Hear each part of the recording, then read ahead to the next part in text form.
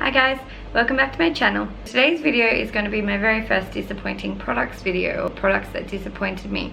Now, I will say that just because I don't like these products doesn't mean that they aren't great, or it doesn't mean anything really, except that I didn't like them. I found them disappointing. That's not to say that the brands are bad or the products are bad, it's just that they did not work for me. So that's just my little disclaimer before I get started. But let me jump into the video and let you know what products have disappointed me. So the first one is probably just due to the fact that I have extremely sensitive skin, but it is the Asano Rosehip Gentle Facial Cleansing Micellar Water, and it just looks like this.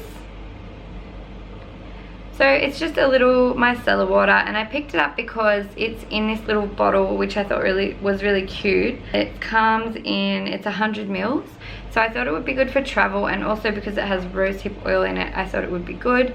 I've also tried the, I think it's like a gentle exfoliating cleanser or something like that they make, and I really liked it. So this was disappointing because I was expecting more from it. It kind of stung my face and eyes when I used it, and I wouldn't say it's awful, but it just stung my face a little bit, and I don't like to use things that sting my face because my skin, I know that my skin looks like it's fine, but I get a lot of issues. I've got like this patchy situation going on over here, and I get this weird dry dermatitis thing going on about once every 2 years, and no one can figure out why that happens. So I have to be careful with my skin because it does flare up and get really angry. So something that stings my skin like this little fella is probably not going to be great.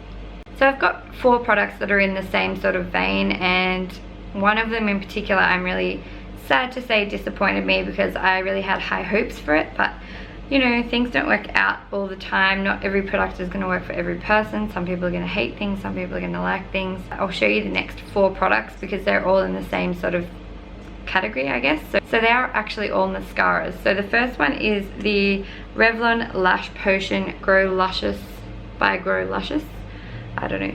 It's just a mascara, looks like that. It has this kind of applicator, these kind of brushes. It's just like a normal mascara wand. This one disappointed me because it just didn't do much for me. It didn't give me much length or volume or anything. It got all over the top of my eye when I used it, and then it sort of got a bit, I don't know, it got a bit crumbly, I guess, and yeah, it's just not great. Like, it just didn't do much for me at all.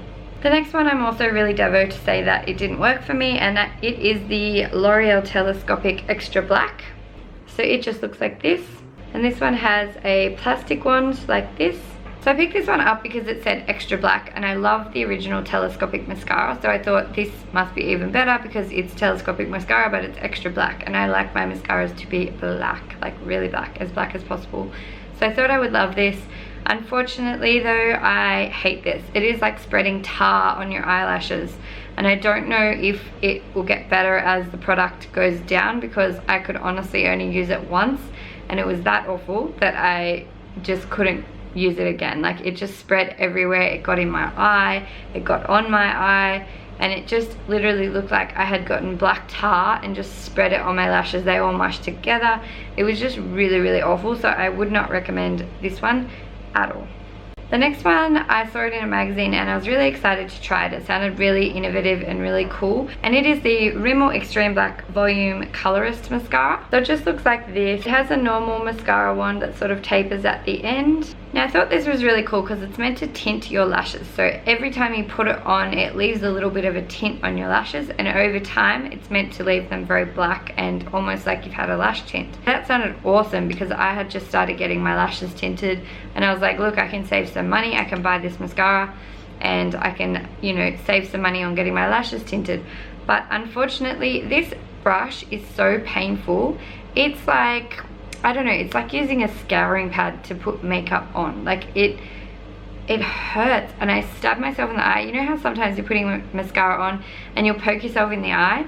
I poked myself in the eye with this, and I actually thought I'd done damage to my eye. Like, the brush is so stabby and awful, and it just doesn't spread the product on nice, and the product didn't go on nicely to my lashes. I think it's mostly because of the brush. I can't say if the formula is bad because the brush is so awful that I couldn't get past it. I did actually try this one a couple of times because I really wanted it to work for me, but I just couldn't make it work.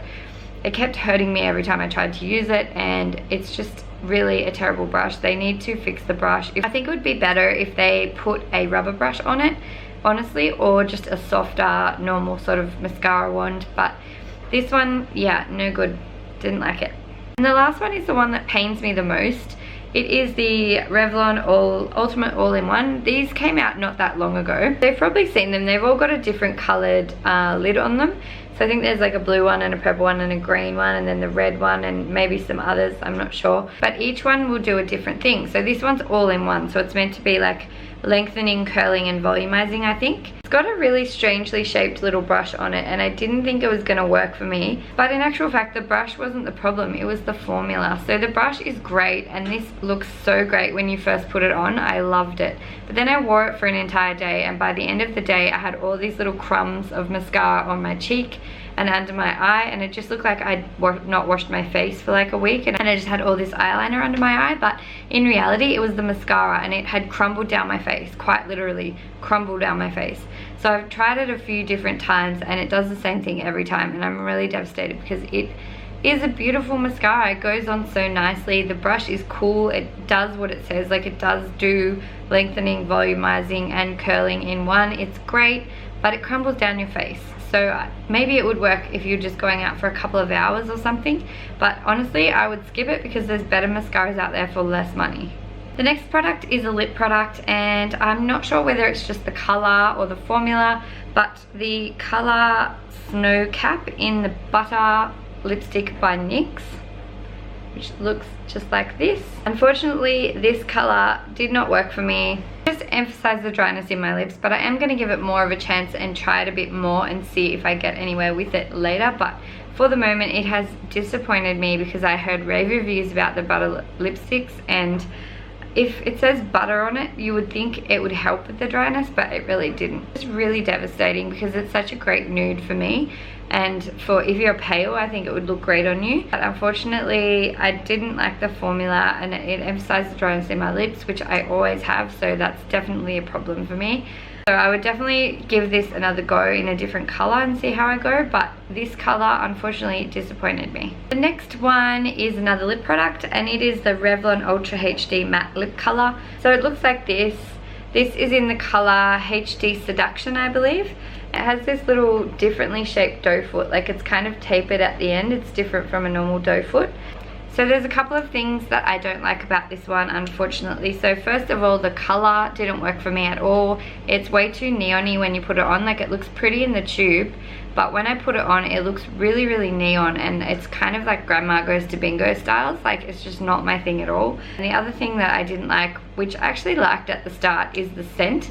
So the scent is extremely strong. It's kind of like off fruit after a while. Like, I just think it's a little overpowering, even though at first when I smelled it I was like, that smells nice, but then after you've used it a few times, the scent really starts to wear you down, and I just couldn't deal with it. So unfortunately this one disappointed me. Again, same with the NYX. It might be better in a different color, but I think the scent would still bother me, so I'm probably not going to bother trying it in another color either, just because the scent kills me, and I am not someone who's sensitive to scents, so that does say something.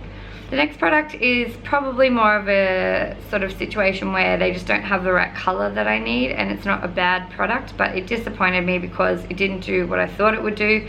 And it is the Maybelline Instant Age Rewind Dark Circles Eraser Concealer. So it looks like this. You've probably seen it before. I think quite a lot of people love this. It's not a bad concealer, but it's far too yellow for me, and it didn't erase my dark circles. I have some pretty hectic dark circles, so they're pretty hard to erase.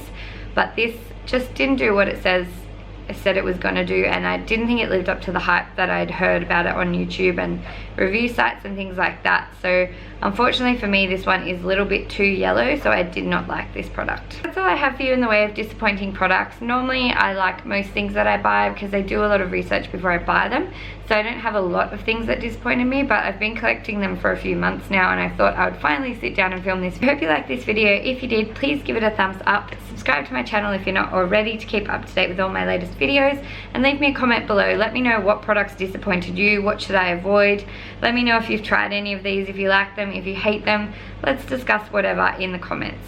And I will see you in my next video. Bye!